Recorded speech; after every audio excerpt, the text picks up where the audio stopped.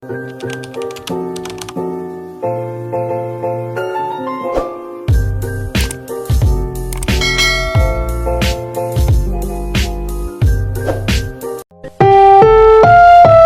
susunod na programa ay rated PG. Patnubay at gabay ng magulang ay kailangan sa mga batang manonood. Niya na parang walang timing. Doon ako tawang-tawa. Ang galing-galing para sa akin.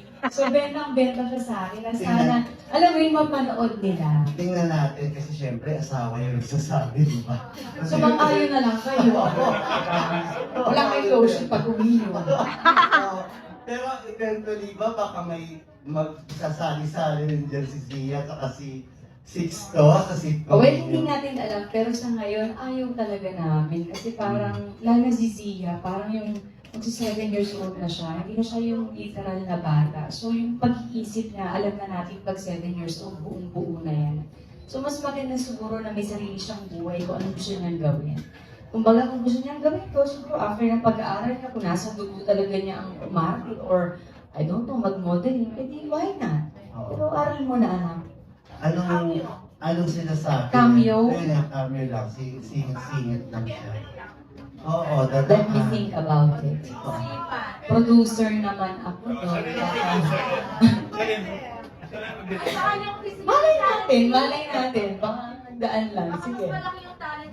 Kaya nga malulugi kami sa production. Live producer kayo, ikaw?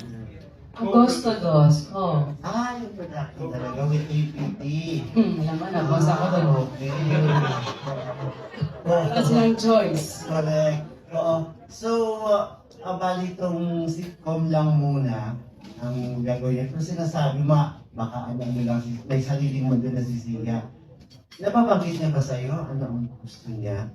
Talaga. Gusto niya mag-make-up. Nandun siya ngayon sa make-up na nag-explore siya na parang minsan nagugulat ako ng anak, paano mo nagawa yan? Mom, do you have the eyeliner in the eye that's black? Anak tungkil, what's tungkil, mama? Ano nga ba yung tungkil? Alam mo yun, so may mga ganang moment kami ni Zia, nakakatuwa kasi in fairness, magaling siya mag-makeup. Oo.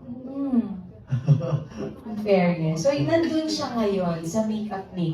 Okay. So, Mga arte-arte ka oo, na. tapos hindi lang makeup na maganda ha, pati talagang si Queen of Heart, yung natanggal yung kilay niya, tapos kukulayan niya ng something na, ayun, Alice in Wonderland. Look, mama.